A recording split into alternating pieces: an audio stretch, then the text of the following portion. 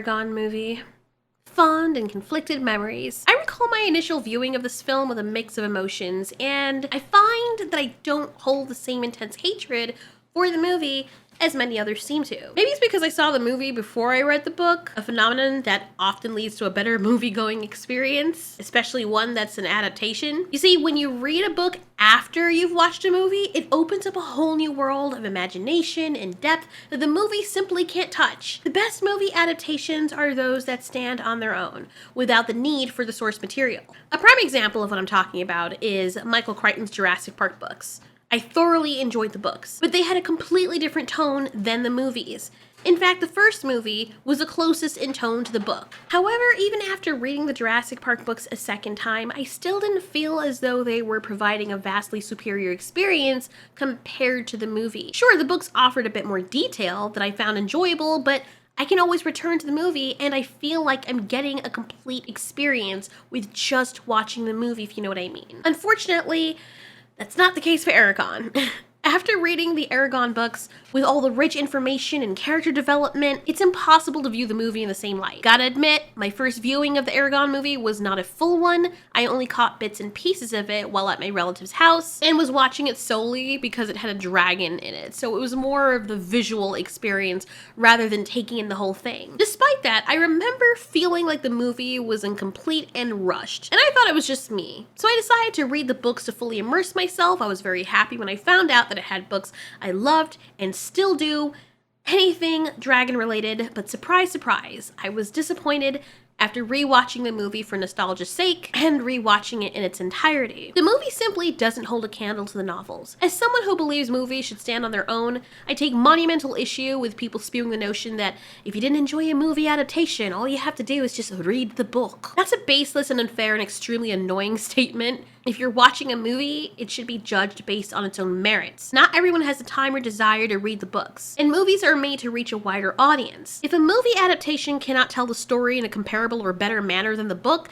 then it shouldn't be made. The ERAGON film felt rushed and lacked the tone of the original story. But even if you're judging the movie on its own, the 2006 action fantasy film appeared low budget, lackluster, and unfortunately, especially for a dragon movie, very forgettable. It's as if the filmmakers expected viewers to have already read the book, but then if you read the book first, there's no motivation to watch the movie, and after actually watching the movie, you'd feel like you wasted your time, and that the filmmakers did the same. Additionally, if you're gonna make a movie called ERAGON and base it on a franchise to draw in the book fans, you need to stay true to the source material. One of the key aspects of reading novels is allowing your imagination to run wild based on the descriptions given to you by the author. But then you have issues, like it being mentioned several times in the books that dragons have scales, and they emphasize that only to then give them, or mainly Saphira, feathers and make their faces look like sneakers. Oh dear God. Finish him, Daddy!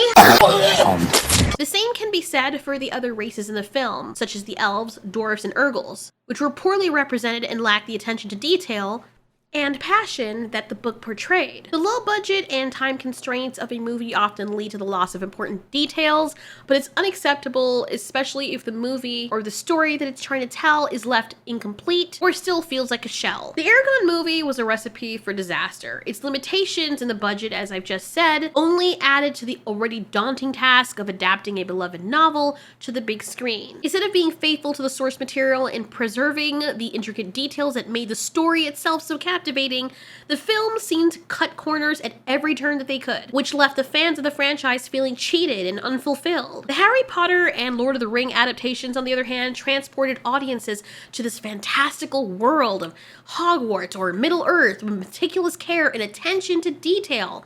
The ERAGON movie, however, failed to immerse the viewers into the world of Allegasia, leaving out key locations and characters, and making what seemed like a half-hearted effort to differentiate the races like elves and dwarves and urgles. The elves didn't look like elves, the urgles looked like someone took the back of their head, placed it in stew, and called it a day. Speaking of characters, One of the most glaring issues with the ERAGON movie was the lack of character development. While the books delve really deep into the motivations, the fears, and the desires of the characters, like when ERAGON was crushing on that elf and they start to talk about the issues and differences between them and her seeing him as like a baby because she's so much older, but they look the same age.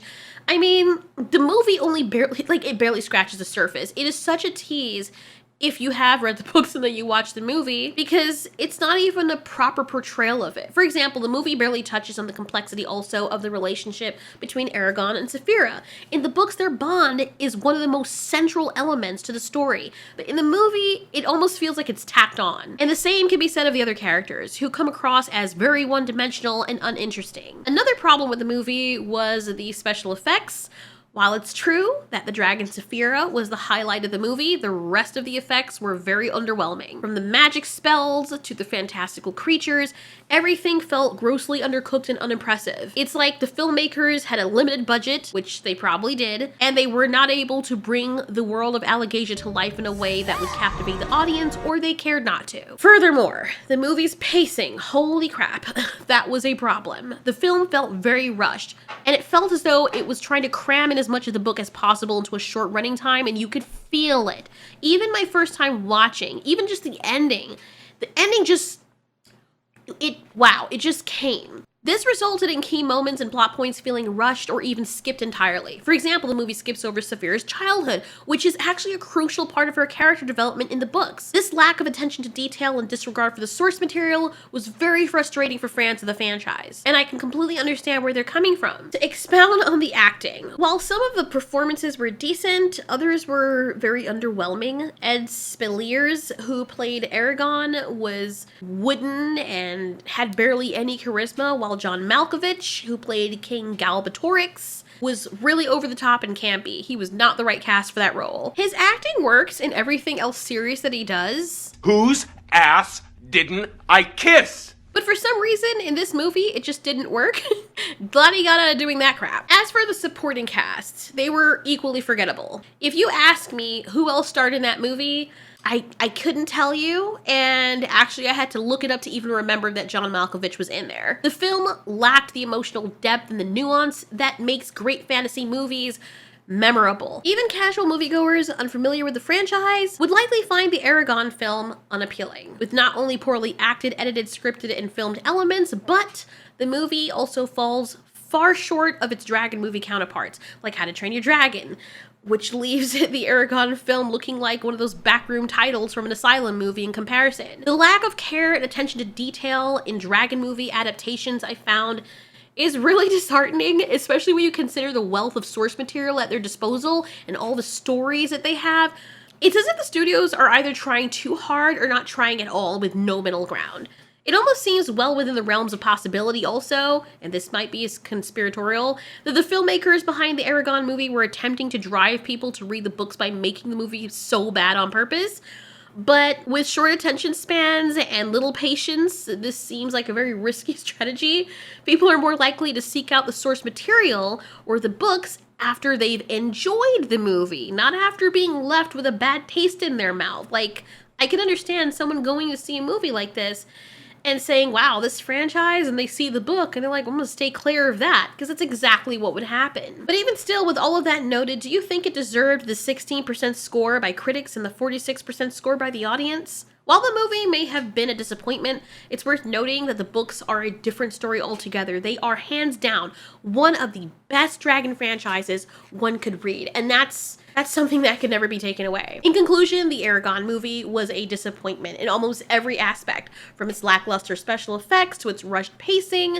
The film failed to live up to the source material and left fans feeling unsatisfied. You will remember that movie. Many people have this running gag joke where they ask what ERAGON movie, because it was so forgettable and such a crime against humanity. When you hear about Shrek, or you hear about How to Train Your Dragon, or even Dragonheart, you remember those movies, you remember the dragons, you remember the story, but with ERAGON, I don't. It's really a shame that such a beloved franchise was reduced to a poorly made movie that lacked heart and creativity. Maybe one day Hollywood will give the ERAGON books the adaptation they deserve, but until then, fans will have to make do with their memories of the books and their own imaginations, and more importantly, importantly, people creating stories that have nothing to gain from it other than the desire to share it with the world. Thanks so much for watching. This has been Ultiori. You ask, we answer.